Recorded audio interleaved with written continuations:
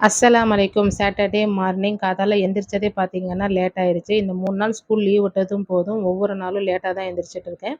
குழந்தைங்களுக்கு பிரேக்ஃபாஸ்ட் செய்றதுக்கு டைம் ஆயிரும் அப்படின்றனால, பப்பாளிய வந்து கட் பண்ணி போட்டு குடுத்துட்டு, அத சாப்பிட வச்சுட்டு இருந்தேன். அவங்க அப்பா குளிச்சுட்டு ரெடி ஆயிட்டு இருந்தாரு. அதனால நாள் வந்து நைட்டு வந்து சாதம் மிச்சமாயிருச்சு. அது இட்லி குண்டால போட்டு சூடு பண்ணி வச்சுட்டேன். காத்தால எந்திரிச்சு, மோர் சோறு மாதிரி நல்லா கலக்கி விட்டு, சின்ன வெங்காயத்தெல்லாம் கட் பண்ணி போட்டுட்டு, ஃபர்ஸ்ட்டு அவருக்கு குடுத்துட்டேன். அவரு குடிச்சிட்டு கடைக்கு கிளம்பிட்டாரு. மதியானம் லஞ்ச் வந்து எனக்கு வேண்டாம் அப்படின்னு சொல்லிட்டாரு.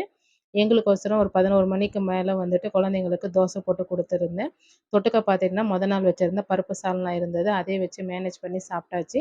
அதுக்கப்புறம் வந்து ஹஸ்ரத் வந்தோனே மதர்சாலாம் படிச்சுட்டு குழந்தைங்கலாம் போனதுக்கப்புறம் டீ வச்சு எல்லாம் குடிச்சிட்டு மதியானம் லஞ்சுக்கு பார்த்தீங்கன்னா, ஒயிட் ரைஸும் உருளைக்கிழங்கு பொரியலும் தான் செஞ்சிருந்தேன். ஏன்னா வந்து ஆம்பளைங்களுக்கு வந்து சாப்பாடு வந்து வேண்டாம் அப்படின்னாவே நம்மளுக்கு இருக்கிறத வச்சு ஏதோ ஒண்ணு அட்ஜஸ்ட் பண்ணுவோம். உருளைக்கிழங்கு பொரியலும், ஒயிட் ரைஸும் செஞ்சிருந்தேன். நெய்யோட வச்சு சாப்பிட்டோம். இப்படி தான் எங்களோட டே போச்சு.